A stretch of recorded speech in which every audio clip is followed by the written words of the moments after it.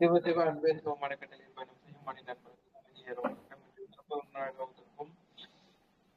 விஜயலட்சுமி அம்மா அவர்களை குழுவின் சார்பாக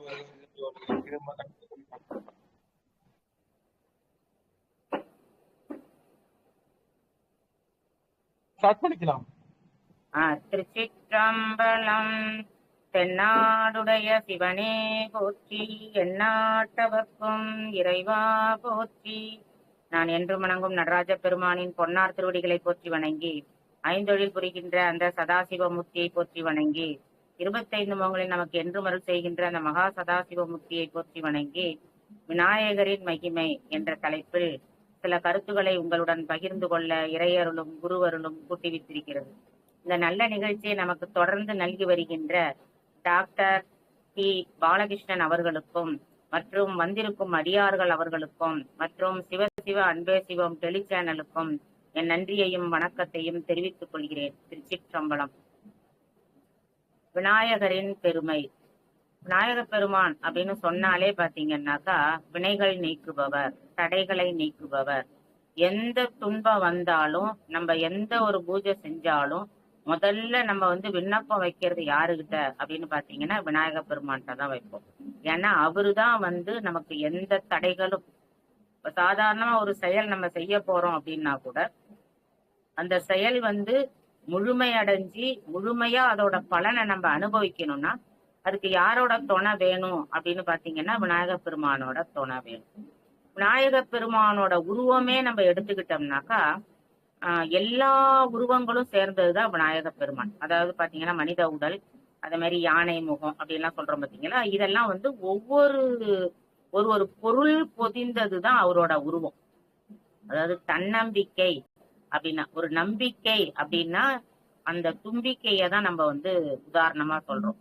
அப்படி அந்த மாதிரி ஒரு விநாயக பெருமானை மனதுல நம்ம நினைச்சு எந்த காரியத்தை செஞ்சாலும் அது எந்த தடையும் இல்லாம அந்த இது என்ன ஆகும், கண்டிப்பா நமக்கு நடக்கும் அப்படின்னு சொல்றாங்க.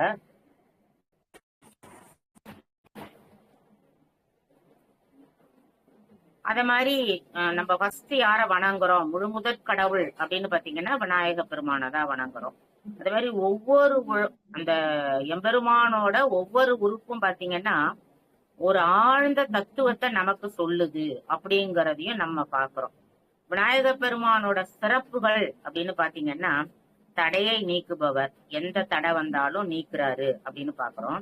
அடுத்தது முதல் வணக்கம். இப்போ நம்ம ஒரு இது செய்யறோம் அப்படின்னு பாத்தீங்கன்னாக்கா யாருக்கு முதல் வணக்கம் சொல்றோம் அப்படின்னா விநாயக பெருமானுக்கு தான் சொல்றோம்.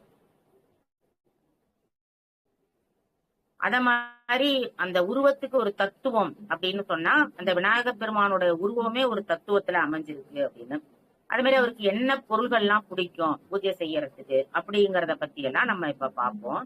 இப்ப முதல்ல தடையை நீக்குபவர். ஃபர்ஸ்டே சொன்னேன், எந்த ஒரு செயல் செஞ்சாலும், ஒரு எளிய செயல் செஞ்சாலும் சரி, ஒரு பெரிய செயல் செய்யறோம், ஒரு வீடு கட்டுறோம், ஒரு கல்யாணம் பண்றோம், வேற ஏதோ ஒரு பெரிய பூஜை பண்றோம், எதுக்கா இருந்தாலும் இல்ல ஒரு சாதாரண செயல் செய்யறோம் அப்படின்னா கூட நம்ம என்ன செய்யறோம், விநாயக பெருமானை தான் வணங்குறோம். அவரு இல்லாம நம்ம எந்த செயலையும் என்ன பண்ண முடியாது, முடிக்க முடியாது. அதுக்கு ஒரு புராண கதையே இருக்கு. அதாவது எல்லாருக்கும் தெரிஞ்ச கதை தான். பாட்கடல்ல பாத்தீங்கன்னா கடையும் போது எப்படி விஷம் வந்தது, அத சுவாமி எடுத்தாரு, மாணிக்க அதாவது சுந்தரத்தை கொடுத்துதான் அதை வாங்கி சுவாமி சாப்பிட்டாரு அப்படிங்கிற கதையெல்லாம் சொல்லுவாங்க. அப்ப மொத அவங்க இந்த பாட்கடலை கடையும் போது ஃபர்ஸ்ட் என்ன வரலையா, எதுக்காக கடையிறாங்க, அந்த அமுதத்துக்காக தான் கடையிறாங்க. ஆனா அவங்க ஒரு நாள் இல்ல, 2 நாள் இல்ல, 1 வருடம் இல்ல, 2 வருடம் இல்ல, கோடிக்கணக்கான வருடங்கள் முதல்ல கடைஞ்சிட்டு இருந்தாங்க அசுரர்களும் தேவர்களும். அப்ப அந்த ஒண்ணு விஷம் வரணும், இல்லைன்னா அமுதமாவது வரணும், எதுவுமே வரவே இல்லை. அப்ப அவங்களுக்கு எல்லாம் என்ன ஆகுதுன்னா, என்னடா இது நம்ம இவ்வளவு செய்யறோம், இவ்வளோ வருடங்களா நம்ம கடைஞ்சிக்கிட்டு இருக்கிறோம், ஆனா ஒண்ணுமே வரலையே அப்படின்னு ஒரு எண்ணம் வரும்போதுதான் அப்பதான் நாரதத்தை கேக்குறாங்களாம், ஏன் எதுவுமே வரல, ஒண்ணு விஷமாவது வரணும், இல்ல அமுதமாவது வரணும், ஏதோ ஒண்ணு வரணும், இவ்வளவு கடைகிறோம் ஒண்ணுமே வரலையா. அப்பதான் அவர் சொல்றாராம், நீங்க விநாயக பெருமான வணங்குனீங்களா அப்படின்னு. அப்ப என்ன செய்யறது அப்படின்னு, எனக்கு என்ன செய்யறதுன்னு தெரியல, நாங்க விநாயக பெருமானுக்கு பூஜை பண்ணீங்களான்னு கேக்குறாரு. இல்ல நாங்க அப்படியெல்லாம் பண்ணல, நேரடியா நாங்க என்ன பண்ண வந்துட்டோம், இங்க கடைய வந்துட்டோம் அப்படின்னு. சரி அப்ப எனக்கு என்ன பண்றதுன்னு தெரியல, நீங்க போய் என்ன செய்யுங்க, பிரம்மாவை கேளுங்க. அப்ப பிரம்மாவை போய் கேக்குறாங்க. பிரம்மா சொல்றாரு, நான் படைக்கிற கடவுளா இருந்தாலும் ஒரு செயலை செய்யும் போது விநாயக பெருமான வணங்குறங்கிறது எல்லாருக்கும் தெரிஞ்சது. அதை நீங்க செய்யும் போது எனக்கு இதுக்கு என்ன சொல்றதுன்னு எனக்கு தெரியல. நம்ம எல்லாரும் சேர்ந்து போய் விஷ்ணுவை கேட்கலாம். எல்லாரும் சேர்ந்து பெருமாள்கிட்ட போறாங்க. பெருமாளும் சொன்னாராம், நான் உயிர்களை பிரம்மா படைச்சாக்கா நான் என்ன செய்வேன், அதை காப்பாத்துறதுதான் என்னோட வேலையை ஒழிஞ்சு இந்த மாதிரி ஒரு செயல் நடைபெறலன்னா அதுக்கு அதுக்கு என்ன செய்யணுங்கிறது எனக்கு தெரியாது.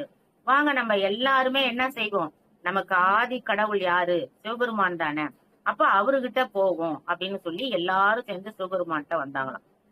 அப்படி சிவபெருமான்கிட்ட வந்தோன்னதான் அவர் சொன்னாராம், நீங்க விநாயக பெருமானை வணங்காம வந்தது மிகப்பெரிய தவறு. அதனால நீங்க என்ன பண்ணுங்க, இப்ப மறுபடியும் கடையணும் அப்படின்னாக்கா, நீங்க அந்த கடல்ல இருக்கிற நுரை இருக்கு பாத்தீங்களா, அந்த நுரையையே எடுத்து என்ன பண்ணுங்க, விநாயகரா, ஏன்னா இப்ப விநாயகரை வணங்குறதுக்கு வழி கிடையாது, எல்லாம் எங்க இருக்காங்க, கடலுக்குள்ள இருக்காங்க. அப்ப நீங்க என்ன செய்யுங்க, அந்த நுரையையே, ஏன்னா விநாயகர் புடிச்சா பிள்ளையாரா வந்துருவார், எதை பிடிச்சா. இன்னும் கூட சொல்லுவாங்க, விநாயக பெருமானுக்கு நம்ம இப்ப சாதாரணமா எல்லா தெய்வங்களையும் ஆவகானம் பண்ணி கொண்டு வர்றதுங்கிறது ரொம்ப கஷ்டம். ஆனா விநாயக பெருமானை என்ன பண்ணுவாங்களாம், எதுவுமே கிடையாது, ரொம்ப சிம்பிள். என்னன்னா ஒரு அச்சுவல்ல கட்டிய வச்சாலே அது விநாயக பெருமான், அதுல இருந்து கொஞ்சம் புட்டு கீழே வச்சா அது நைவேத்தியம். அப்ப ஒரே ஒரு அச்சுவல்ல கட்டிய வச்சியே அவர் ஆவாகனமும் பண்ணிக்கலாம், அவரை என்ன பண்ணலாம், பூஜையும் பண்ணிக்கலாம், அவருக்கு நைவேத்தியமும் அதுல இருந்தே கிள்ளி வச்சா போதும், நைவேத்தியமாவும் செஞ்சிடலாம். இந்த மாதிரி ஒரு வசதி எங்க இருக்கு அப்படின்னு பாத்தீங்கன்னா விநாயக பெருமான்கிட்ட மட்டும்தான் இருக்கு. வேற எந்த தெய்வங்களுக்கும் நம்ம என்ன பண்ண முடியாது, அத மாதிரி செய்ய முடியாது. அப்ப அவங்க என்ன சொல்றாங்க, நீங்க இருக்கிற இடத்துல என்ன இருக்கு அப்படின்னா கடல் நுரை தான் இருக்கு.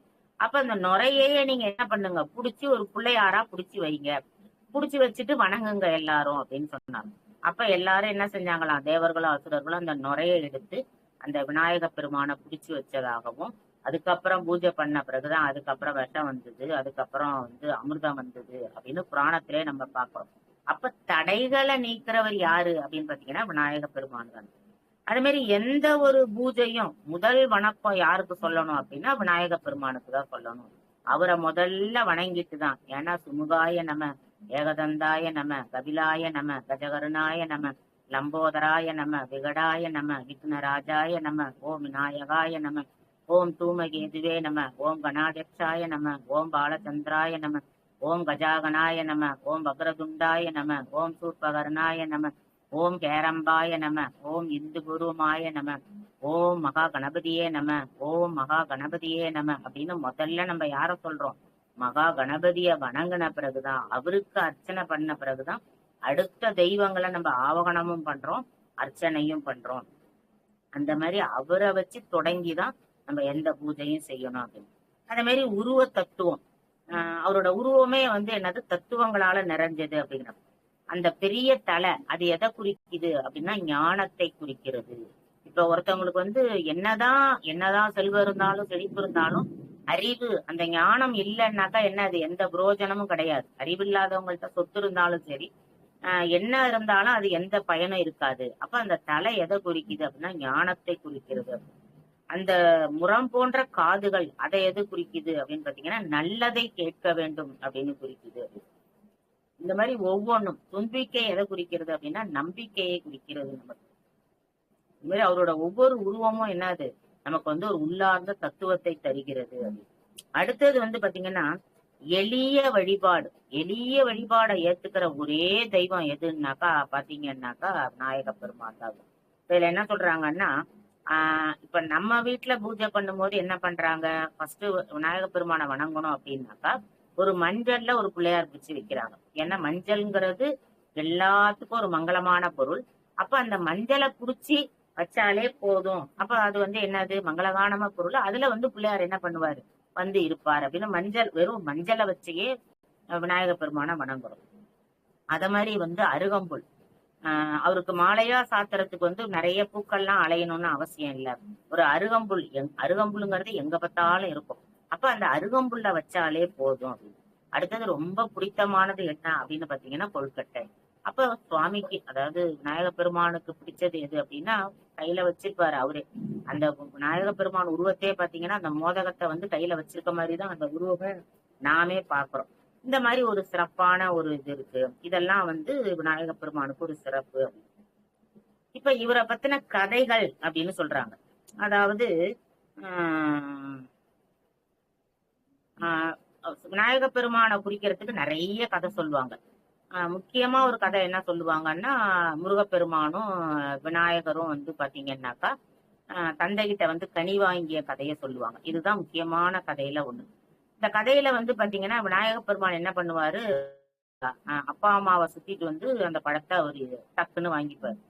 ஆனா இவரு முருகப்பெருமான் என்ன செய்வாரு, உலகத்தையே போய் சுத்திட்டு மயில் எடுத்துட்டு போயிட்டு உலகத்தையே சுத்திட்டு வருவாரு. இப்ப இது இது வந்து அப்புறம் சண்டை போட்டாரு. அப்புறம் வந்து எல்லா மலைகள்லயும் போய் உட்கார்ந்தாரு. குன்றிருக்கும் இடமெல்லாம் குமரன் இருக்கும் இடம். இந்த இந்த இதை வந்து நம்ம நிறைய இதுல பார்த்திருப்போம், படிச்சிருப்போம், கேட்டிருப்போம். இதுல வந்து என்ன தத்துவம் நம்ம புரிஞ்சுக்கணும் அப்படின்னு பாத்தீங்கன்னா, என்ன சொல்றாங்கன்னா, அண்டத்துல இருக்கிறது தான் பிண்டத்துல இருக்குது அப்படின்னா. இந்த ஒரு பேரண்டம்னு நம்ம சொல்றோம் பாத்தீங்களா, அது வந்து எங்க இருக்கு அப்படின்னா இந்த உடம்புலதான் இருக்கு எல்லாமே அப்படிங்கறத குறிக்கிறது தான். அப்ப இறைவன் எங்க இருக்காரு அப்படின்னா, எல்லா இடத்துலயும் நீக்கமர நிறைஞ்சிருக்காரு இறைவன். இந்த உலகம் ஃபுல்லா இறைவனாதான் இருக்கிறாரு. ஆனா அந்த இறைவனை நம்ம எங்க பார்க்கணும் அப்படின்னா, நம்ம நெஞ்சில பார்க்கணும், நமக்குள்ள பார்க்கணும் அப்படிங்கிற ஒரு தத்துவத்தை தான், அதாவது உலகம் ஃபுல்லா நிறைஞ்சிருக்கிற இறைவனை போய் தரிசனம் பண்றதுங்கிறதும், நமக்குள்ளே இருக்கிற இறைவனை கண்டுபிடிச்சு தேடி பிடிச்சி நம்ம தரிசனம் பண்றதுங்கிறதும் ரெண்டும் ஒண்ணுதான் அப்படிங்கிறத வந்து நிரூபிக்கிறது தான் இந்த கதை. ஏன்னா முருகப்பெருமான் என்ன பண்றாரு, உலகம் முழுவதும் நிறைஞ்சிருக்கிற அந்த இறைவனை போய் தரிசிக்கணும் அப்படின்னு அதை நமக்கு எடுத்து காட்டுறாரு. இதே இது வந்து விநாயக பெருமான் என்ன பண்றாரு, அப்பா அம்மாவை சுத்தி வந்து அதை வந்து வணங்கி அந்த பழத்தை வந்து வாங்கிக்கிறாரு. இப்ப உலகம் முழுவதும் சுத்தி வந்தாரு. அப்ப உலகம் முழுவதும் இறைவன் இருக்கார், நம்ம உள்ளத்துக்குள்ளேயும் இறைவன் இருக்கார். ஆனா ரெண்டு பேருமே ரெண்டும் ஒண்ணுதான். ஏன்னா உலகத்துல இருக்கிற அதே இறைவன் தான் நம்ம உள்ளத்துக்குள்ளேயும் இருக்கிறார். இருந்தாலும் அந்த பழம் யாருக்கு கிடைச்சது அப்படின்னு பாத்தீங்கன்னா விநாயக பெருமானுக்கு தான் கிடைச்சது. ஏன் அப்படின்னா, உலகம் முழுவதும் நிறைந்திருக்கிற அந்த இறைவனை உள்ளத்துக்குள்ள என்ன செய்யணும், நாம கொண்டு வரணும். அதை நமக்கு விளக்கறதுக்காக தான் முருகப்பெருமான உலகமெல்லாம் சுத்த வைக்கிறாரு. இந்த விநாயக பெருமான அப்பா அம்மாவை மட்டும் சுத்த வச்சு என்ன செய்யறாரு, கனியா அவருக்கு கொடுக்கிறார். இப்ப அந்த மாதிரி ஒரு தத்துவத்தை, அப்ப இறைவனை நம்ம எங்க வந்து வரவழைக்கணும், நம்ம உள்ளத்துக்குள்ள வரவழைக்கணும் அப்படிங்கறத காட்டுறது, விளக்கறது. அப்புறம் இன்னொன்னு வந்து பாத்தீங்கன்னா, முருகப்பெருமான் கடைசியில கோச்சிட்டு போறாரு. கோச்சிட்டு போயிட்டு இனிமே நான் இங்கே இருக்க மாட்டேன், எனக்குன்னு ஒரு உலகம், எனக்குன்னு ஒரு மக்கள்னா நான் இருப்பேன் அப்படின்னு சொல்லிட்டு கோச்சிட்டு போறேன். அதுவுமே எதுக்காக அப்படி வைக்கிறான்னா, குன்றிருக்கும் இடமெல்லாம் குமரன் இருக்கும் இடம் அப்படின்னு எல்லாரும் வணங்கணும் அப்படிங்கிறது. நீங்க எந்த மலையை எடுத்துக்கிட்டாலும் அதுல யாரு இருப்பா அப்படின்னா முருகப்பெருமான் இருப்பாரு. இப்ப சமீபமா பாத்தீங்கன்னா நான் நாமக்கல் போயிருந்தேன். அங்க பாத்தீங்கன்னா அந்த நாமக்கல்ல மேல, ஏன்னா நாமக்கல் அப்படிங்கிறது ஆஞ்சநேயர் தலம்னு எல்லாருக்குமே தெரியும். ஏன்னா பெரிய ஆஞ்சநேயர், அதாவது உலகத்திலேயே மிகப்பெரிய ஆஞ்சநேயர் 5 இடத்துல இருக்காங்க. அதுல ஒண்ணு இந்த நாமக்கல்ல இருக்கிறது தான். அப்ப அந்த நாமக்கல்ல இருக்கிற அந்த கோட்டை, அந்த சுவாமி இருக்கிறார் பாத்தீங்களா, பெருமாள் இருக்கிற அந்த மலை மேல ஒரு கோயில் இருக்கு. அந்த கோயில்ல வந்து பாத்தீங்கன்னா நிறைய கட்டடங்கள்லாம் இருந்திருக்கு. முதல்ல சிலையெல்லாம் இருந்திருக்கும். ஏன்னா எல்லாமே வந்து எல்லா தெய்வங்களும் இருந்திருக்கும். ஆனா இப்ப எதுவுமே இல்லை. எல்லாத்தையும் என்ன பண்ணி போட்டிருக்காங்க, எல்லாத்தையும் அழிச்சு போட்டு வச்சிருக்காங்க. அதுல வந்து என்ன இப்ப கொண்டு வச்சிருக்காங்கன்னா பெருமாளை கொண்டு வச்சிருக்காங்க. இப்ப பெருமாள் தான் அங்க இருக்காரு. இதுக்கு பக்கத்திலே பாத்தீங்கன்னாக்கா ஒரு மசூதியும் இருக்கு. அவங்களும் வந்து என்ன பண்றாங்கன்னா, அவங்களும் வந்து வணங்குறாங்க. அதாவது 2 பேரும் ஒண்ணுதான். அவங்களுக்கு ஒரு கடவுள் இருக்கு, நமக்கு ஒரு கடவுள் இருக்கு. 2 பேரும் வணங்குறதுன்னு எடுத்துக்கிறதாத இல்ல, எந்த மலையா இருந்தாலும் அங்கேயும் வந்து இவங்க ஏதாவது ஒண்ணு கட்டி வச்சுட்டு ஒரே சண்டையும் சச்சரவும் பண்ணிட்டு இருக்காங்களேன்னு அதை நினைச்சு வருத்தப்படுறதான்னு எங்களுக்கு தெரியல. ஆனா அங்க பாத்தீங்கன்னா இவங்க பெருமாளை கொண்டு போய் அங்க வச்சிருக்கிறாங்க. அப்ப குன்றிருக்கும் இடமெல்லாம் யார் இருக்கா, குமரன் இருக்காரு அப்படிங்கறத நிலைநாட்டுறதுக்காக தான் அந்த காலத்திலே என்ன பண்றாங்க, எவ்வளோ பெரிய மலையா இருந்தாலும் அங்க ஒரு சுவாமிய வச்சு, அங்க ஒரு சன்னதிய வச்சு எல்லாரும் வணங்கியிருக்காங்க. அதுவுமே வந்து அங்க என்னன்னா சுவாமி இருக்குதுன்னு இப்ப தெரியல. ஆனா எல்லாமே இடிச்சு தரமட்டமா தான் கிடக்கு. அதுல இவங்க பெருமாளை கொண்டு வச்சு ஒரு சின்ன ஒரு இதை அமைச்சு பூஜை பண்ணிட்டு இருக்காங்க. மலைய வந்து கொடுக்க கூடாது அப்படிங்கிறதுக்காக அவங்க செஞ்சு. அந்த மாதிரி இந்த மாதிரி நிறைய கதைகள் நமக்கு சொல்லப்படும் விநாயகர் பெருமானுக்கு. அடுத்தது இன்னொன்னு வந்து பாத்தீங்கன்னா குபேரன் வந்து என்ன ஆணவத்துக்கு வந்து அழிவு எப்போதும் உண்டு அப்படின்னு சொல்லுவாங்க. குபேரனுக்கு ஒரு செல்வன் அவன்கிட்ட தான் எல்லாருமே பணம் வாங்குறாங்க. எல்லாரும் குபேரன்ட்ட தான் செல்வங்கள் குஞ்சு கட்டு அதையுமே சொல்லிக்கிறார். இதனாலும் வந்து அவனுக்கு என்ன எல்லாம் இருக்கு அப்படிங்கிற ஒரு ஆணவம் இருந்து அப்ப அவன் என்ன செய்யறான்னா பார்வதி பரமசிவம் கூப்பிட்டு 2 பேரையும் எம்பெருமானையும் பார்வதியும் கூப்பிட்டு இத மாதிரி நான் ஒரு விருந்து வைக்கிறேன், நீங்க எல்லாரும் வாங்க அப்படின்னு சொல்லி விருந்துக்கு கூப்பிடுறாங்க. அப்ப சுவாமியும் அதாவது சிவனும் பார்வதியும் இவங்க என்ன சொல்றாங்களாம், இல்லப்பா வந்து நான் ஒரு பிரம்மாண்ட விருந்து வச்சிருக்கேன், நீங்க எவ்வளவு பேர் வேணாலும் அனுப்பிச்சு வைங்க, எத்தனை கோடி கணக்குல மக்கள் வந்தாலும் நான் வந்து என்ன செய்வேன், நான் விருந்து வச்சிருவேன், நான் அந்த அளவுக்கு பிரம்மாண்டமான விருந்து வச்சிருப்பேன் அப்படின்னு சொல்லிட்டு ரொம்ப ஆணவத்துல அப்படி வச்சிருக்கேன் இப்படி வச்சிருக்கேன் அப்படி ஏற்பாடு பண்ணிருக்கேன் இப்படி ஏற்பாடு பண்ணிருக்கேன் அப்படின்ட்டு ரொம்ப ஆணவத்துல பேசிக்கிட்டே இருக்க. அப்ப உடனே அவர் சொன்னாராம், எங்களுக்கு பதிலா எங்களோட சின்ன பையன் இருக்கான்ல விநாயக பெருமான் குட்டி பையன், அவன் தான் எங்களுக்கு சின்ன பையன், அதனால நீங்க என்ன செய்யுங்க, விநாயகர் வந்து என்ன செய்ய ரொம்ப குட்டியா தானே இருப்பாரு, அவனுக்கு மட்டும் நீங்க சாப்பாடு போடுங்க, எங்களுக்கு பதிலா அவன் வருவான். அப்ப குபேரன் சொன்னானா ரொம்ப அலட்சியமா, என்னது இது, நான் இவ்வளவு பெரிய விருந்துக்கு ஏற்பாடு பண்ணி வச்சிருக்கேன் அப்படின்னு சொல்றேன், நீங்க இந்த இத்தனோண்டு பையனை போய் அனுப்புறீங்க, அவன் என்னத்த பெருசா சாப்பிட போறான், அவனுக்கு ஒரு மோதகம் கொடுத்தாலே போதும், அவனை வந்து நீங்க வந்து இது பண்றீங்க அப்படின்னு சொல்லிட்டு ரொம்ப அலட்சியமா வந்து இவரு குபேரன் சொல்லியிருக்காரு. அப்போ உடனே பரமேஸ்வரன் சொன்னாராம், பிரச்சனை இல்லப்பா பரவாயில்ல, நீ முதல்ல அந்த குட்டி பையனுக்கு சாப்பாடு போடு, அவன் வயிறு நிறைஞ்சு சாப்பிட்டு முடிச்சுட்டான்னாக்கா அதுக்கு அடுத்தது நாங்கெல்லாம் வரோம், இல்ல நாங்க வேற யாரையாவது அனுப்பிச்சு வைக்கிறோம் அப்படின்னு. இது என்ன ஒரு பெரிய இது, நீங்க அனுப்பிச்சு விடுங்க அப்படின்னு சொல்லிட்டு விநாயக பெருமானை வந்து அனுப்ப சொன்னாங்க. சரின்னு இவர் என்ன பண்ணுறாரு, இங்க இருந்து போறாரு. போனா என்ன தெரியுமா சொல்லுவாங்க, விநாயக பெருமான் வயிற்றுலதான் அந்த உலகமே அடங்கி இருக்குதான், அதனாலதான் அவர் வந்து என்னத்தை போட்டு கட்டி இருக்கிறாரு, அந்த இடுப்புல வந்து ஒரு கயிறு மாதிரி கட்டியிருப்பாரு, அப்ப அரைஞான் கயிறு அப்படி சொல்லுவாங்களோ அது மாதிரி கட்டியிருப்பாரு. அப்ப அது வந்து என்னது, உலகத்தை வந்து அடக்கி உள்ள வச்சிருக்கிறதா இருக்கும். இவர் அங்க போன உடனே விருந்துக்கு வச்சிருந்த விருந்துன்னு ஒரு பொருள் வச்சிருப்பாங்க பாத்தீங்களா, நிறைய அளவற்ற பொருள் விருந்து படைச்சிருக்காங்க, சமைச்சு வச்சிருக்கிறாங்க. இவரு போய் உக்காந்து வைக்க வைக்க வைக்க வைக்க சாப்பிட்டுக்கிட்டே இருக்காராம். இவங்களுக்கு என்ன பண்றதுன்னு தெரியும். ஃபர்ஸ்ட் என்ன பண்ணிருக்காங்க, கரண்டியால எடுத்து போட்டிருக்காங்க, அதுக்கடுத்து பாத்தீங்கன்னா கிண்ணமா கொட்டியிருக்காங்க, அப்புறம் கொப்பரையா கொட்டியிருக்காங்க, பெரிய பெரிய அண்டாவுல கொட்டியிருக்காங்க. எல்லாத்தையும் சாப்பிட்டுட்டாரு. சாப்பிட்டுட்டு எனக்கு பசிக்குது இன்னும் கொண்டாங்க. அப்புறம் உள்ள இதுவரைக்கும் வெந்த சாப்பாடு கொண்டாந்து கொடுத்தாங்க. அதுக்கப்புறம் வேகாத அரிசி எல்லாம் இருந்துச்சாம், வேகாத காய்கறி எல்லாம் இருந்துச்சாம், அதெல்லாம் கொண்டாந்து கொடுத்தாங்களாம், அதையும் ஃபுல்லா சாப்பிட்டாராம். இப்படி எல்லாத்தையும் சாப்பிட்டு எனக்கு பசி அடங்கல. அப்புறம் இந்த காலி பாத்திரம், இந்த சமைச்சிக்கிறதுக்கு வைக்கிறதுக்கு பாத்திரம் வச்சிருந்தாங்க பாத்தீங்களா, அந்த பாத்திரத்தை எல்லாமே எடுத்து முழுங்கிட்டாராம். எல்லாத்தையும் போற போக்கு பார்த்தா அந்த இருக்கிற ஒருத்தரையும் விடமாக எல்லாத்தையும் முழுங்கிட்டு இருக்காராம். அப்படி அவர் முழுங்க ஆரம்பிச்சோன்னே குபேரனுக்கு எல்லாரும் ஓடி வந்து குபேரன்ட்ட சொல்றாங்க, என்னன்னா இந்த மாதிரி அந்த விநாயகப் பெருமானுக்கு சாப்பாடு போட்டோம், அவரு பாத்தீங்கன்னாக்கா முதல்ல கரண்டியா வச்சோம், அப்புறம் அண்டாவா வச்சோம், அப்புறம் குண்டாவா வச்சோம், இப்ப பாத்தீங்கன்னா அண்டா குண்டா வச்ச பாத்திரங்களை கூட முழுங்கிட்டாரு அவரு, அங்க எதுவுமே இல்ல, தொடச்சி வச்சாச்சு, இன்னும் எனக்கு பசி அடங்கலன்னு சொல்றாரு. இப்ப எங்களுக்கு என்ன குடுக்கறதுன்னே தெரியல. குபேரன் வந்து பாக்குறான், ஆனா பாத்தீங்கன்னா அங்க எதுவுமே இல்ல, அவனுக்கு என்ன செய்யறதுன்னே தெரியும். அவன் என்ன செய்யறானா, ஐயோ விட்டா எல்லாரையும் முழுங்கிடுவாரு விநாயக பெருமான்னு சொல்லிட்டு வேகமா சிவபெருமான்கிட்ட ஓடி வந்தாராம். ஓடி வந்து என்ன பண்ணாராம், நீ வந்து சுவாமியே என்னை மன்னிச்சிருங்க, நான் ரொம்ப ஆணவத்துல என்ன பண்ணிட்டேன், இந்த மாதிரி அலட்சியமா நான் வந்து உங்களை நினைச்சு இந்த மாதிரி நான் விருந்து வச்சிருக்கேன்னு ஆணவத்துல சொல்லிட்டேன், உங்களுக்கெல்லாம் விருந்து என்னால வைக்கவே முடியாது, ஏன்னா இந்த குட்டி பையனே என்ன பண்ணிருக்கான், இவ்வளவு இதை சாப்பிட்டு இருக்கான், என்னால இதுக்கு மேல என்ன செய்யறதுன்னு தெரியல, நீங்க தான் ஒரு வழி செய்யணும். இப்போ உடனே வந்து சிவபெருமான் சொன்னாரா, ஒன்னும் பிரச்சனை இல்ல, ஒரு குடி பொறி எடுத்து நீ என்ன பையி அந்த அவன் சாப்பிடுற இலையில வை, அவனுக்கு பசி அடங்கிரும் அப்படின்னு.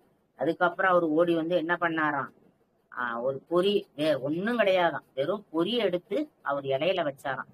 அந்த ஒரு குடி பொரிய சாப்பிட்ட உடனே அப்பா இப்பதான் என் வயிறு நிறைஞ்சிருக்கு அப்படின்னு சொல்லிட்டு அப்படியே எந்திரிச்சு அவர் வந்தாராம். அதனால என்ன சொல்றாங்கன்னா, அதாவது அன்போட வைக்கிற எந்த பொருளுமே வந்து பாத்தீங்கன்னாக்கா அன்போட நம்ம செஞ்சோம்னா அது வந்து ஒரு பொறி, சாதாரண பொரியா இருந்தா கூட அவ்வளோ பெரிய பசி அவருக்கு வந்து ஆட்சி இருக்கு அப்படின்னு. என்னதான் வந்து பகட்டா நம்ம பூஜை பண்ணாலும் சரி, இல்ல பிரம்மாண்டமான பூஜை செஞ்சாலும் அதெல்லாம் வந்து இறைவன் ஏத்துப்பாரா அப்படின்னா ஏத்துக்க மாட்டாரு. நம்ம செய்யற ஒரு எளிய பூஜை, அதாவது அருகம்புல்ல வச்சு ஒரு பொரிக்கடலை. இப்பயும் பாத்தீங்கன்னா விநாயகர் சதுர்த்தினா என்ன வைக்கிறாங்க சின்ன குழந்தைங்களுக்கு கொடுக்கறதுக்கு? ஒண்ணு கொழுக்கட்டை பிடிப்பாங்க, இல்லைன்னா பொரிக்கடலை வைப்பாங்க. அதுதான் முக்கியமா வைக்கிறாங்க. அந்த சாதாரண இதையே என்ன பண்றாரு அவர் ஏத்துக்கிட்டு அது பல மடங்கு பலனை வந்து என்ன பண்றாரு நமக்கு தராரு அப்படின்னு. அதே மாதிரி பாத்தீங்கன்னாக்கா ஆஹ் காவேரி, இப்ப இருக்கிற காவேரி வந்து உருவானது வந்து விநாயக பெருமானாலதான் அப்படின்னு சொல்றாங்க. அது எப்படின்னாக்கா முன்ன, அதாவது பழங்காலத்துல தென்னகம் வந்து இப்ப எப்படி காவேரி இருக்குது, இப்பயும் வறண்டு போய் தான் இருக்கு, அது வேற கதை. இருந்தாலும் அப்ப வந்து பாத்தீங்கன்னா சுத்தமா இப்பயாவது வந்து மழை காலத்துல வந்து தண்ணி வருது. இப்ப இதே இது வந்து பாத்தீங்கன்னா நாங்கெல்லாம் குழந்தையா இருக்கும்போது பாத்தீங்கன்னா காவேரி வந்து கரை புரண்டு ஓடும். கதையில கூட சொல்லுவாங்க, காவேரியில வந்து தண்ணி எடுத்து பாயசம் வச்சாக்கா பாயசத்துக்கு சர்க்கரையே போட வேணாம், அப்படி இனிக்கும் அந்த காவேரி தண்ணீர் அப்படிம்பாங்க. அந்த மாதிரி ஒரு சிறப்பு வாய்ந்த தண்ணீர் காவேரி தண்ணீர் அப்படின்னு அழகா சொல்லுவாங்க. ஆனா இப்பயும் வந்து பாத்தீங்கன்னாக்கா வந்து காவேரி வந்து அந்த நாங்க சின்ன குழந்தையெல்லாம் இருக்கும்போது பாத்தீங்கன்னா அந்த தீபாவளி அப்பெல்லாம் பாத்தீங்கன்னா கரையே உடைச்சுக்கிட்டு போற அளவுக்கு தண்ணி ஓடும். ஆனா இப்ப பாத்தீங்கன்னா மணலை கூட காணும். ஏன் அப்படின்னு பாத்தீங்கன்னா ஆறு ஃபுல்லா ஒரே செடியும் குப்பையும் கூலவுமா தான் இருக்கு. ஒரே மணலா கண்ணுக்கு தெரியும் காவேரி. இப்ப அந்த மாதிரி எல்லாம் பாக்குறதுங்கிறதே ரொம்ப அபூர்வமா இருக்கு. அதே மாதிரி தண்ணிங்கிறது அதோட அபூர்வமா இருக்கு. ஒரு காலத்துல இப்படிதான் வந்து ரொம்ப வறண்டு கிடந்தது. அப்ப காவேரி ஆறு இல்ல, வறண்டு கிடந்தது. அப்ப எல்லாரும் மக்கள் என்ன தண்ணி வேணும் தண்ணி வேணும்னு எல்லாரும் தவிச்சாங்களாம். அப்ப அகத்திய முனிவர் வந்து இத மாதிரி கா தண்ணி வேணும் அப்படிங்கறதுக்காக அவர் என்ன பண்றாரு, தவம் இருக்கிறாரு சிவபெருமான நோக்கி தவம் இருக்கிறாரு. அப்ப சிவபெருமான் என்ன பண்றாரு, அந்த காவேரி நதிய கொடுத்து என்ன பண்றாராம், அவரோட கமண்டலத்துல கொடுத்து இந்த தீர்த்தத்தை நீ என்ன பண்ணு, போய் பூஜை பண்ணு அப்படின்னு சொல்லி கொடுத்து அனுப்புறாரு. இப்ப இவரு அங்கேருந்து என்ன பண்றாரு, அங்கேருந்து அந்த கமண்டலத்துல அந்த தண்ணியை அடைச்சிட்டு வந்து குடகு மலையில உட்காந்து தவம் பண்றாரு. தவம் பண்ணிட்டு இருக்காரு. எதுல, கமண்டலத்துக்குள்ள அந்த நீரை வச்சு தவம் பண்ணிட்டு இருக்காரு. அப்ப அந்த பக்கமா யார் வரா அப்படின்னா ஒரு காகம் வருது. அப்ப ஒரு காகம் வந்து இவரு கண்ணை மூடி தவம் பண்ணிட்டு இருக்காரு. இந்த கமண்டலம் பக்கத்துல இருக்குது, அந்த இதுல நீர் இருக்குது. இந்த காக்கா என்ன பண்ணுது, எப்படியாவது நதியா வரணும் அப்படின்னு சொல்லி சுவாமியோட ஒரு விருப்பங்கிறதுனால அந்த கமண்டலத்தை தட்டி விடுது. தட்டி விட்ட உடனே தண்ணி அப்படியே ஓடுது. ஓடுன உடனே இவரு என்ன பண்றாரு, அந்த காக்காய வந்து தரத்திக்கிட்டு போறாரு. இந்த கமண்டத்துல உள்ள தண்ணியை அந்த காக்கா கொட்டிடுச்சு அப்படின்னு சேர்த்து ஒரு தரத்திக்கிட்டு ஓடுறாரு. இந்த நதி, இப்ப இந்த கமண்டத்துல உள்ள சின்ன தண்ணி இருக்கு பாத்தீங்களா, அது பெருகி விரிந்தது அப்படின்னு சொல்லுவாங்க பாத்தீங்களா, அது போல அப்படி விரிஞ்சு அது பாட்டு, அதாவது கமண்டத்துல உள்ள இத்தனோண்டு தண்ணி அப்படி விரிஞ்சு ஓடிக்கிட்டு இருக்குதான். ஆனா இவரும் திரத்திக்கிட்டு ஓடுறாரு. ஓடனோன்னா அப்புறம் பாத்தீங்கன்னா அங்க வந்து விநாயக பெருமான் வந்து காட்சி கொடுக்கிறார். யாரு, அகத்திய முனிவருக்கு காட்சி கொடுத்தார். அப்படி கமண்டலத்திலேந்து அது கொட்டுன அந்த இதுதான், அந்த தண்ணீர் தான் இன்னைக்கு காவிரியாக பெருக்கெடுத்து விஸ்வரூபம் எடுத்தது அப்படின்னு. அதாவது அந்த அந்த காகத்தை கரட்டிட்டு ஓடும் போது அது ஒரு அழகான சிறுவனாக உருவம் எடுத்தது. அது யாருன்னு பார்த்தாங்க, விநாயக பெருமான் தான். அது போல விநாயக பெருமான் தன்னுடைய உருவத்தை வந்து அகத்திய பெருமானுக்கு காட்டி அவருக்கு ஆசையும் வழங்கி அவருக்கு அருள் செஞ்சுட்டு போனாரு அப்படின்னு. அதே மாதிரி விநாயக பெருமானை வந்து பாத்தீங்கன்னாக்கா 32 உருவங்கள்ல நம்ம வணங்குறோம். ஒவ்வொரு உருவத்துக்கும் இது மாதிரி நிறைய கதைகள் இருக்கு. விநாயக பெருமானோட சிறப்புகளை வந்து நம்ம சொல்லிக்கிட்டே போகலாம். ஒரு கதையும் ஒரு விநாயக பெருமான் எப்படி வந்து ஒவ்வொரு இடத்துலயும் அசுரனை அழிச்ச கதை, அதே மாதிரி ஒவ்வொன்றும் உருவாக்குன கதை, அந்த மாதிரி ஒரு கதை சிறப்பு கதை இருக்கு. அதே மாதிரி விநாயக பெருமானை வணங்குறதுக்கு 32 வடிவங்களை வந்து நமக்கு கொடுத்திருக்காங்க புராணத்துல. ஒவ்வொரு விநாயக பெருமானுக்கும் ஒரு பேர் இருக்கு. இப்ப நம்ம அந்த பேருள்ள விநாயக பெருமானோட பலன்கள், அவரை எப்படி நம்ம வணங்கணும் அப்படிங்கிறத நம்ம பார்ப்போம். சித்தி கணபதி. இது வந்து சித்தி கணபதி அப்படிங்கறதுனா நம்ம என்ன நினைக்கிறோமோ, அதாவது ஒரு காரிய வெற்றி நடக்கணும் அப்படின்னு எல்லாத்துக்கும். இப்போ ஒரு ஒரு செயல் நடக்கணும்னா அது வந்து சித்திக்கணும் அப்படின்னு சொல்லுவாங்க பாத்தீங்களா. அந்த மாதிரி அந்த இதுக்கு வந்து யார வணங்கணும் அப்படின்னா அந்த சித்தி கணபதியை வணங்கணும் அப்படிங்கிறாங்க. அடுத்தது வந்து உத்திஷ்ட கணபதி அப்படின்னு. இவர் எப்படி இருப்பாரு அப்படின்னா நீல கலர்ல, நீல திருமேனியில இருப்பாரு. தந்திர வடிவம் அப்படின்னு, தந்திர வடிவம் கொண்டவர் அப்படின்னு. என்ன அப்படின்னாக்கா தந்திரங்கள் செய்வதற்கு, இப்ப என்ன சொல்றது, ஒரு ஏதாவது அந்த மேஜிக் எல்லாம் செய்யறோம் பாத்தீங்களா, அந்த மாதிரி ஒரு இது செய்யும் போது அதுக்கு ஒரு பலன், அதுக்கு ஒரு பயன் நமக்கு கிடைக்கணும்னா அந்த கணபதியை வணங்கினோம்னாக்கா நமக்கு அந்த அதெல்லாம் வந்து நமக்கு சீக்கிரமா நிறைவேறும் அப்படின்னு சொல்றாங்க. அப்புறம் அடுத்தது வந்து பாத்தீங்கன்னா விக்ன கணபதி. இந்த விக்ன கணபதி எப்படி இருப்பாரு அப்படின்னா தங்க நிறத்துல இருப்பாராம். இவரை வணங்கினோம்னா தடைகள் அத்தனை, விக்னம்னாக்க தடைகள் அப்படின்னு அர்த்தம். எந்த தடை இருந்தாலும் இவரை நம்ம வணங்க ஆரம்பிச்சோம்னா எவ்வளவோ பெரிய தடையா இருந்தாலும் அதை வேரோட அறுத்து தெளித்து அந்த செயலை நமக்கு நடத்தி கொடுப்பார் அப்படின்னு. அடுத்தது வந்து பாத்தீங்கன்னா க்ஷிப்ர கணபதி அப்படிங்கிறான். இது என்ன அப்படின்னாக்கா நம்ம நினைச்ச நேரத்துல நமக்கு ஏதாவது ஒண்ணு நடக்கணும், அவசரமா வேண்டிக்கிறோம், இது கடன் சுவாமியே எனக்கு இது நடக்கணும் அப்படின்னு அவசரமா ஒரு இது வேண்டிக்கிறோம் பாத்தீங்கன்னா, நெடுநாள் வேண்டுதல் ஒண்ணு இருக்கும். நம்ம வந்து இப்ப எனக்கு இப்போ உடனே இது எனக்கு கிடைக்கணும் அப்படின்னு நம்ம வேண்டுறோம் பாத்தீங்களா, அதுக்கு இந்த க்ஷிப்ர கணபதியை நினைச்சாலே போதும் அப்படிங்கிறாங்க. இந்த கணபதியை நினைச்சாலே நம்ம உடனே வந்து அவர் வந்து அருள் தருவாரு அப்படின்னு. அடுத்தது வீர கணபதி அப்படிங்கிறாங்க. இது எப்படி இருக்கும் அப்படின்னா ஆயுதங்கள், அதாவது போர்க்கருவிகள் ஏந்தின மாதிரி இருப்பார் இந்த கணபதி. இவரு வந்து பயம் இருக்கிறவங்களுக்கு வந்து இப்ப ஏதோ எதெல்லாம் கண்டு நம்ம பயப்படுறோமோ, ஒரு செயல் செய்ய பயப்படுறோம், இல்ல ஒரு காரியம் செய்யறதுக்கு பயப்படுறோம், இல்ல ஒரு இடத்துக்கு போக பயப்படுறோம், அந்த மாதிரி ஏதாவது ஒரு பயம் நமக்கு வரும்போது இந்த வீர கணபதியை நினைச்சுக்கிட்டோம்னா அந்த பயமெல்லாம் போய் அந்த காரியத்தை நம்ம என்ன செய்யலாம், சிறப்பா செய்யலாம் அப்படின்னு சொல்றாங்க. அதே மாதிரி எதிரிகளையும் இந்த வீரகணபதியை வணங்கினோம்னா நமக்கு எதிரி இருப்பாங்க பாத்தீங்கன்னா அவங்கள கூட இவர் என்ன பண்ணிடுவாரு, அழிச்சிருவாரு, நமக்கு எதிரியே இல்லாம ஆக்கிடுவாரு அப்படின்னு. நமக்கு வந்து ரொம்ப பகையா ஒருத்தவங்க இருக்காங்க, இல்ல எப்பயும் நம்ம மேல ஒரு பகை வச்சுட்டு இருக்காங்க அப்படின்னா இவரை நம்ம வணங்கினோம்னாலே என்ன ஆயிரும், அந்த பகை வந்து ஒழிஞ்சிரும் அப்படின்னு சொல்றாங்க.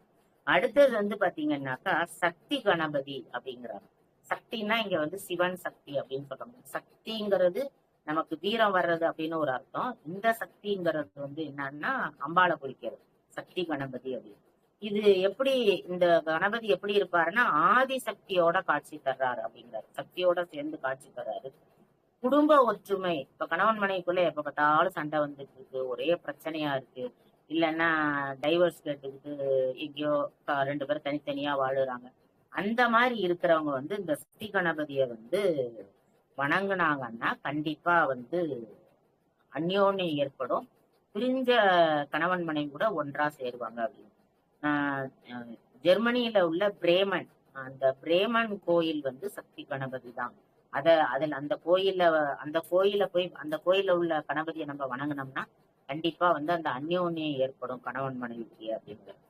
அடுத்தது வந்து பாத்தீங்கன்னா திவிஜ கணபதி அப்படின்னு. திவி அப்படின்னாக்கா திவ்யம் அப்படின்னு சொன்னாலே 2ன்னு அர்த்தம்.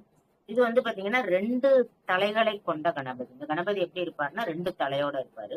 கல்வி, ஞானம், வேத அறிவு இதெல்லாம் வந்து வேணும் அப்படின்னா இந்த 2 தலை உள்ள அந்த கணபதியை வணங்கினோம்னாக்கா கல்வி நமக்கு சிறப்பா இருக்கும். அதே மாதிரி ஞானம், நல்ல ஞானம் இருக்கும். அதே மாதிரி வேத அறிவு, வேதங்கள் படிக்கிறோம் பார்த்தீங்களா, வேதம் படிக்கிறவங்களுக்கு எல்லாம் இந்த கணபதியை வணங்கணும் அப்படின்னு சொல்றாங்க. இந்த மாதிரி சிறப்பான ஒரு இது அப்படின்னு. அடுத்தது சித்தி கணபதி அப்படின்னாக்கா காரிய வெற்றிகளை தருபவர் அப்படின்னு. எந்த காரியம் எடுத்தாலும் தடையில்லாம அதை செஞ்சு வெற்றிகரமா முடிக்கிறது இந்த கணபதி அப்படின்னு சொல்றாங்க. அடுத்தது வந்து பாத்தீங்கன்னா பால கணபதி. இந்த பால கணபதி எப்படி இருப்பாரு அப்படின்னா சின்ன குழந்தை மாதிரி, குழந்தையா இருப்பார், குழந்தை வடிவத்துல நமக்கு இருப்பாரு. மாம்பழம், பலாப்பழம் இத வந்து கையில வச்சிருப்பாரு. இது யார் இதை வணங்கணும் அப்படின்னா குழந்தை இல்லாதவங்க எல்லாம் இந்த பால கணபதியை வணங்கினாங்கன்னா கண்டிப்பா வந்து குழந்தை இருக்கும். இன்னொன்னு ஆரோக்கியமும் தரும். இந்த பால கணபதியை வணங்கும் போது குழந்தை பேர் எப்படி நமக்கு கிடைக்குமோ அதே மாதிரி ஆரோக்கியமும் நமக்கு கிடைக்கும் அப்படின்னு சொல்றாங்க. அடுத்தது வந்து பாத்தீங்கன்னாக்கா தருண கணபதி.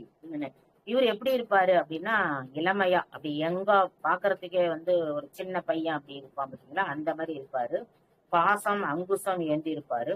சுறுசுறுப்பும் கம்பீரமும் இருப்பாரு அப்படின்னு. ஏன்னா சின்ன குழந்தையா இருக்கிற ஒரு உருவத்துக்கும் ஒரு கம்பீரமான ஒரு இளைஞனா இருக்கிற உருவத்துக்கும் வித்தியாசம் இருக்கும் இல்லையா. அப்ப அந்த கம்பீரமான உருவம் வந்து இந்த தருண கணபதிக்கு இருக்கு. அப்ப ஒரு கம்பீரம் இளமை இதெல்லாம் நமக்கு வேணும் அப்படின்னாக்கா யார வணங்கணும் அப்படின்னா இந்த தருண கணபதியை வணங்கணும் அப்படின்னு. அடுத்தது வந்து பக்தி கணபதி.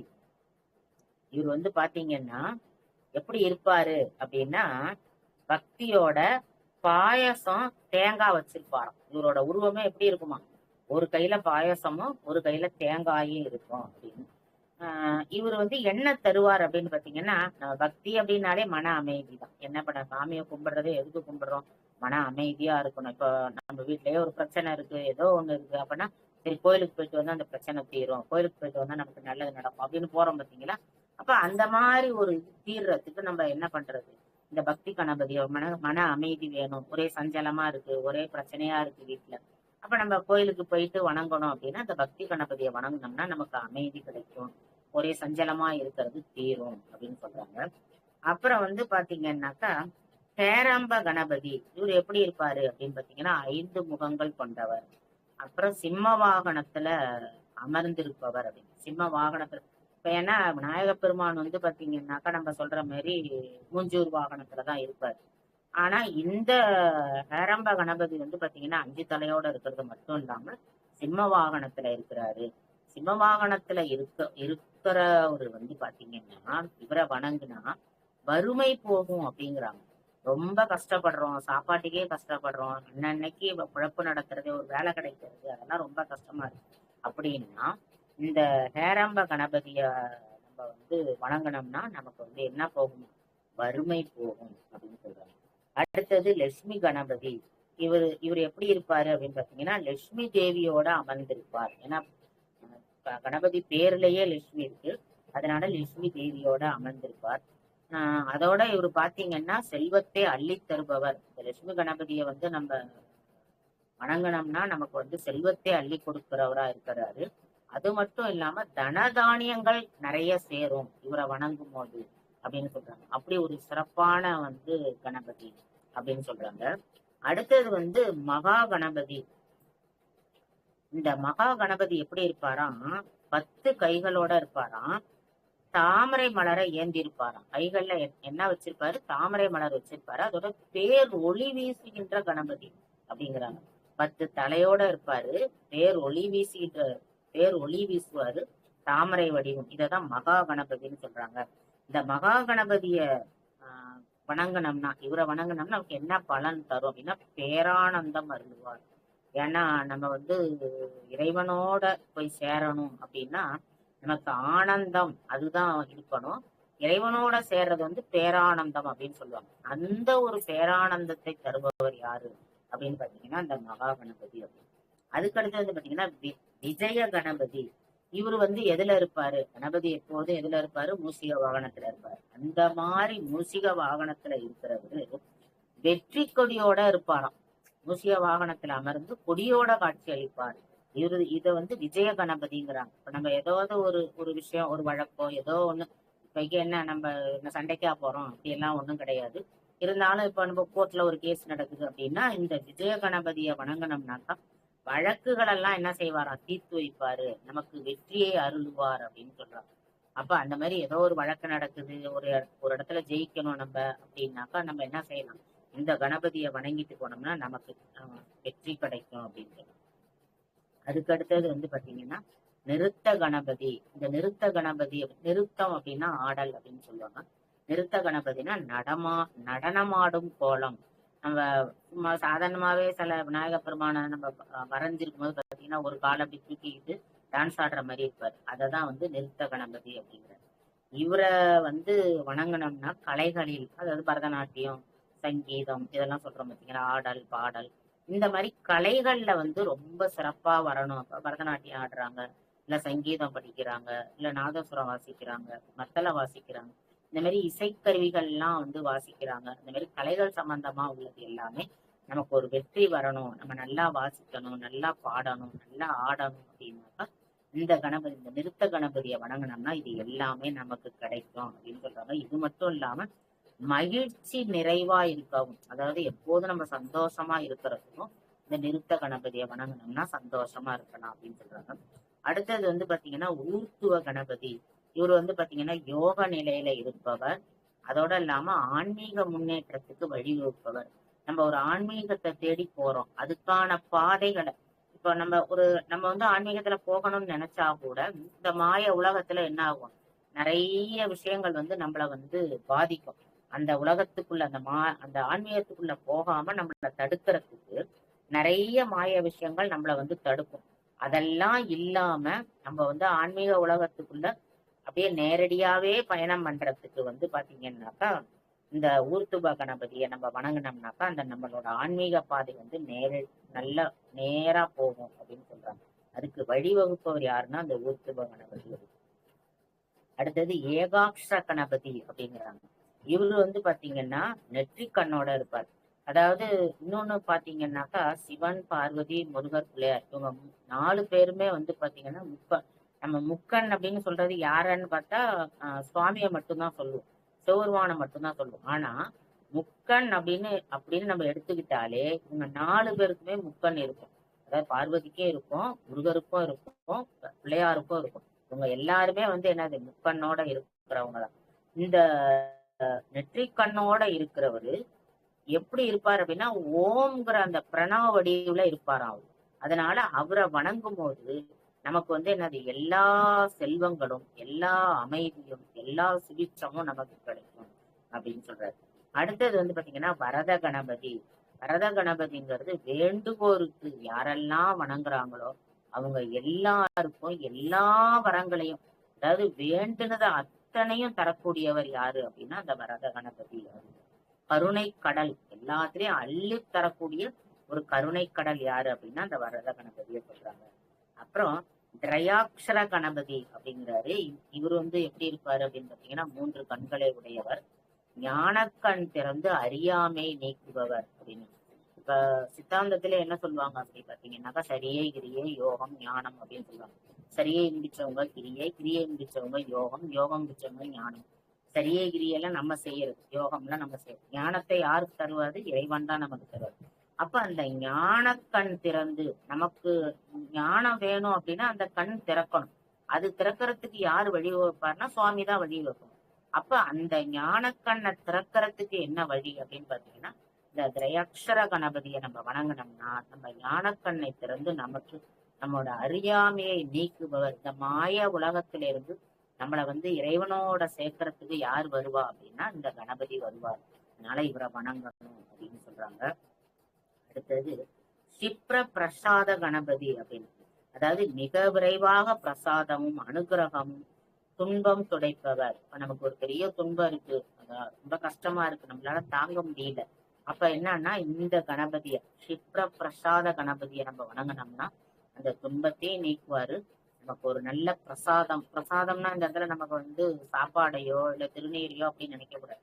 நமக்கு வந்து அந்த துன்பத்திலேருந்து நீக்கிற ஒரு பிரசாதத்தை நமக்கு தர்றவர் அவரு. அந்த மாதிரி ஒரு பிரச்சனை வரும்போது இந்த கணபதியை நம்ம என்ன செய்யணும்? வணங்கணும் அப்படின்னு சொல்றாங்க. அப்புறம் ஹரித்ரா கணபதி அப்படின்னு சொல்றாங்க. இவர் எப்படி இருப்பார் அப்படின்னா மஞ்சள் கலர்ல இருப்பாராம்.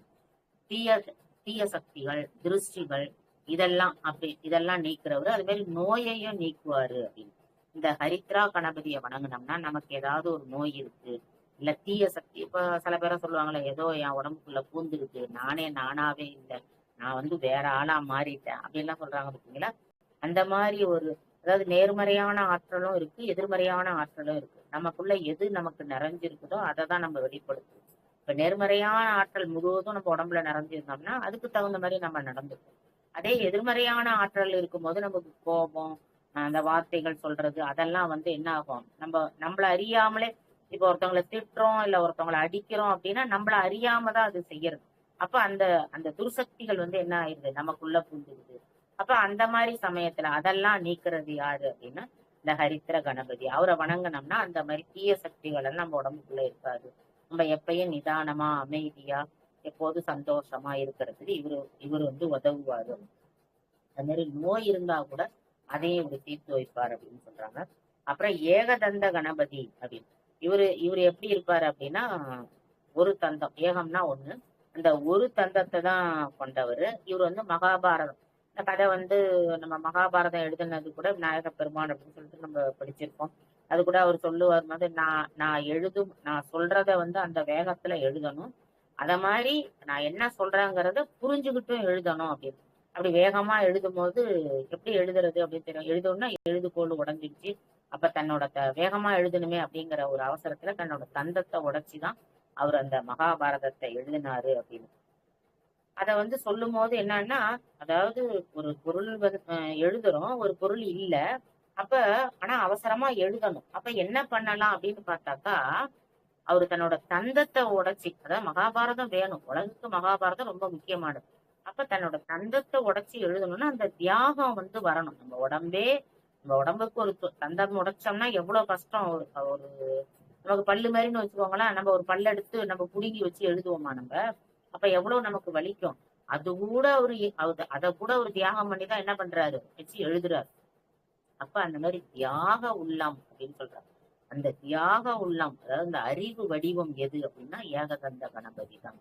அவரை நம்ம வணங்கும் போது அந்த தியாக தன்மை நமக்கு வந்து சேரும், அந்த அறிவு நமக்கு வந்து சேரும் அப்படின்னு.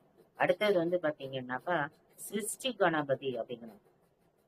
இந்த கணபதி பாத்தீங்கன்னா உலகை படைக்கும் ஆற்றல் கொண்டவர். பிரம்மாதான் படைக்கிறார் அப்படின்னா அதுக்கு உறுதுணையா இருக்கிறவர் பாத்தீங்கன்னா இந்த சிருஷ்டி கணபதி. இதுல என்ன அப்படின்னா புதிய முயற்சிகள். சிருஷ்டின்னா என்னது, படைக்கிறது. அப்ப நாம ஏதாவது புதுசா செய்யறோம் பாத்தீங்களா, அப்ப நம்ம புதுசா ஏதாவது செய்ய போறோம், ஏதோ ஒரு விஷயம் செய்ய போறோம் அப்படின்னா இந்த கணபதியை வந்து வணங்கிட்டு நம்ம செஞ்சோம்னா அந்த விஷயங்கள் எல்லாம் ரொம்ப நல்லா நடக்கும் அப்படின்னு சொல்றாங்க. அடுத்தது உத்தண்ட கணபதி அப்படின்னு, தர்மத்தை காக்க தீயவர்களை தண்டிக்கும் உக்கிர வடிவம்.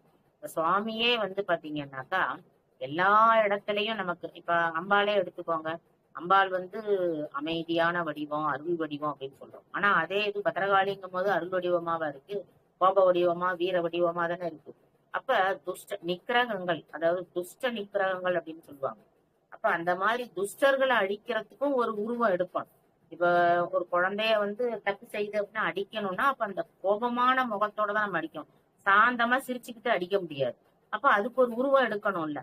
அப்ப அததான் வந்து என்ன பண்றாங்க, அம்பாள் சுவாமி எல்லாம் செய்யறாங்க. அப்ப அந்த மாதிரி ஒரு உக்ர வடிவம் தான் எது அப்படின்னா அந்த உத்தண்ட கணபதி அப்படின்னு.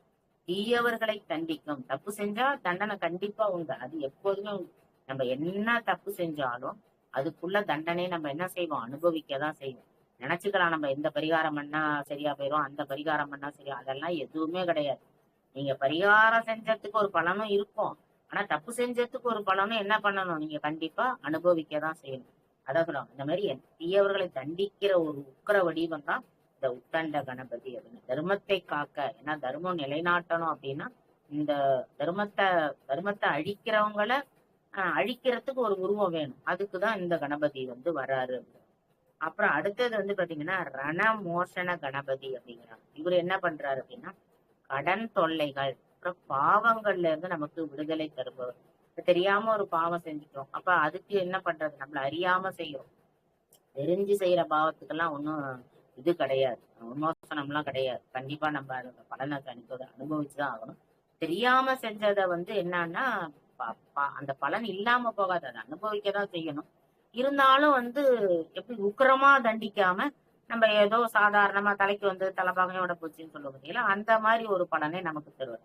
அப்புறம் அந்த மாதிரி கடன் தொல்லைகள், நிறைய கடனை வாங்கிட்டோம், ஏதோ ஆசைப்பட்டு அதை வாங்கணும் இதை வாங்கணும் வீடை கட்டணும் என்னமோ செய்யணும்னு கடன் வாங்கிட்டோம், ஆனா அதை என்ன பண்ண முடியல, அடைக்க முடியல.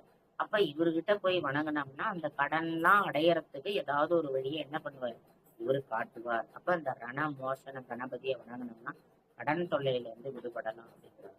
அடுத்தது வந்து பாத்தீங்கன்னா துண்டி கணபதி, இது வந்து காசியில உறையும் வடிவம் அப்படிங்கிறாங்க. இந்த துண்டி கணபதி எங்க இருக்காரு அப்படின்னா காசியில இருக்காரு.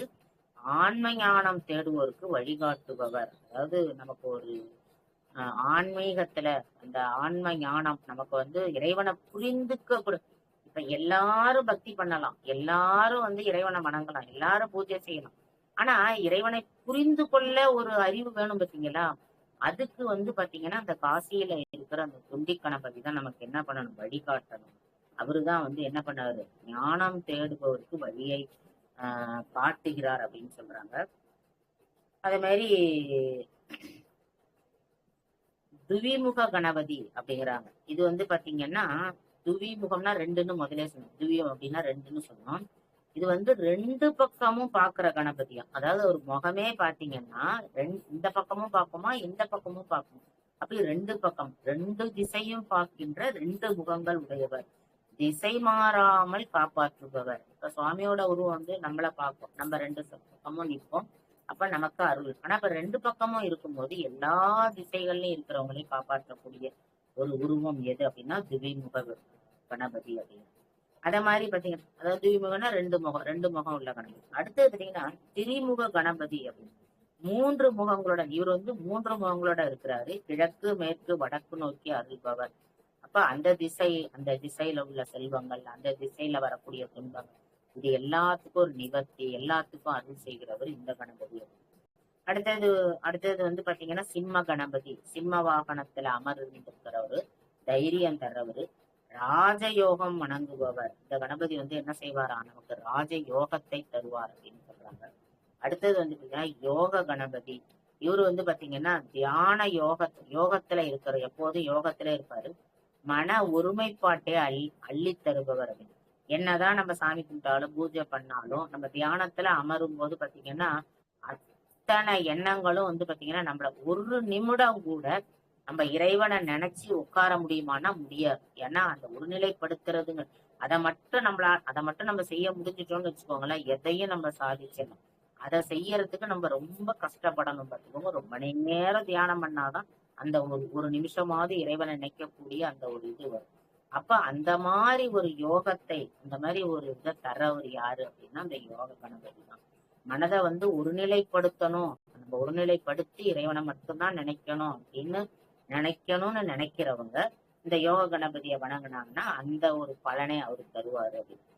அடுத்தது வந்து துர்கா கணபதி அப்படின்னு சொல்றாங்க. துர்கை அம்மனின் ஆற்றலோடு சேர்ந்து எதிர்ப்புகளை தகர்ப்பவர். ஏன்னா துர்கை அம்மனே வந்து பாத்தீங்கன்னா எதிரிகளை விரட்டுபவர், வந்து எதா இருந்தாலும் அழிக்கிறவர், எந்த ஒரு எதிரியையும் ஒழிக்கிறவ அப்படின்னு சொல்லுவாங்க. துர்கையை வணங்கினாலே அந்த ஒரு இது நமக்கு கிடைச்சிரும் அப்படின்னா, அப்ப துர்கை கூட தடையில்லாம எல்லாத்தையும் செய்யற கணபதியும் சேர்ந்தாருன்னா அப்ப எவ்வளவு ஒரு ஆற்றலோட இருப்பாங்க. அந்த ஆற்றல் எதிர்ப்புகளே நமக்கு இல்லாம செய்யறவர் யாரு அப்படின்னா அந்த துர்கா கணபதி அப்படின்னு. அடுத்தது சங்கடகர கணபதி, துன்பங்கள் அனைத்தையும், அதாவது கஷ்டங்களை எல்லாத்தையும் நீக்கிற வடிவம், அதாவது மங்களமான வடிவம் எது அப்படின்னா இந்த சங்கடகர கணபதி அப்படின்னு சொல்றாங்க.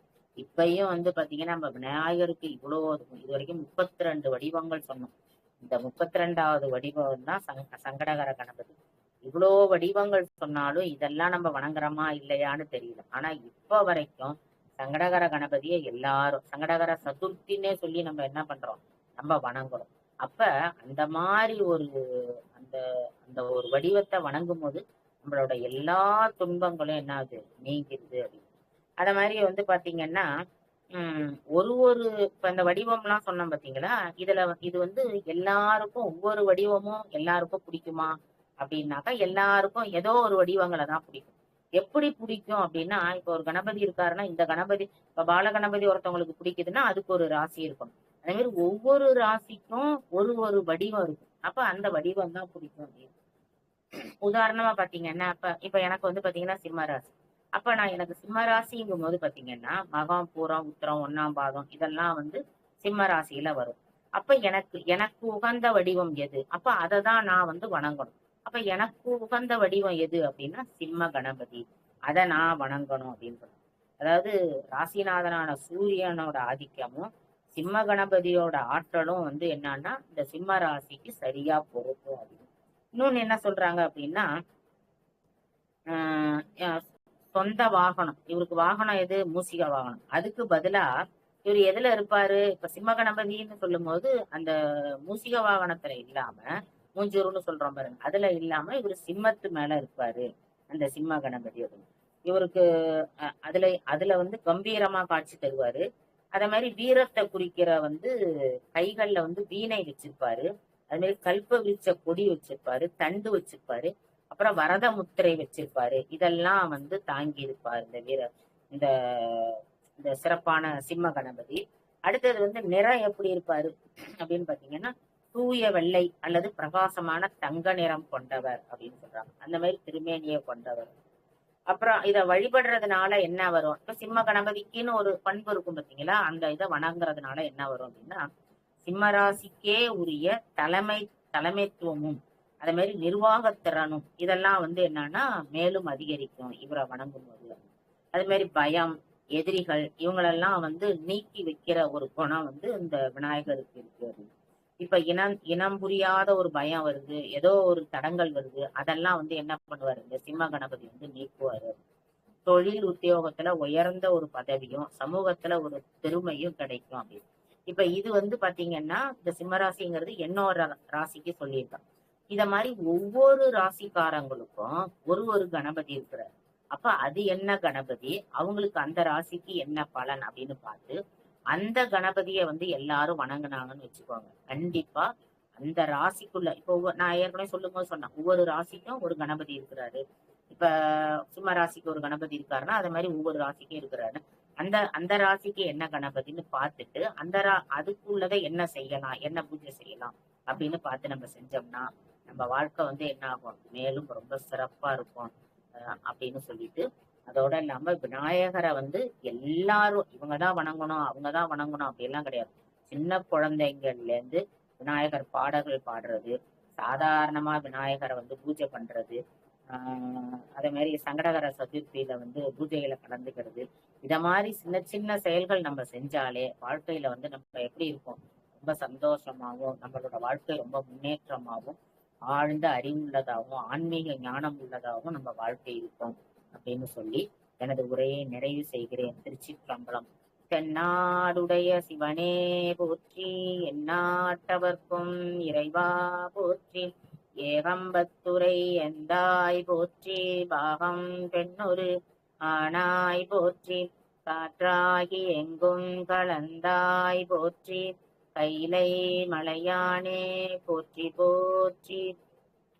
வெற்றிவேல் முருகனுக்கு அரோகரா, வீரவேல் முருகனுக்கு அரோகரா, திருச்செந்தூர் முருகனுக்கு அரோகரா. விநாயகர் போற்றி போற்றி. திருச்சிற்றம்பலம். தில்லை அம்பலம். சிவாய நம.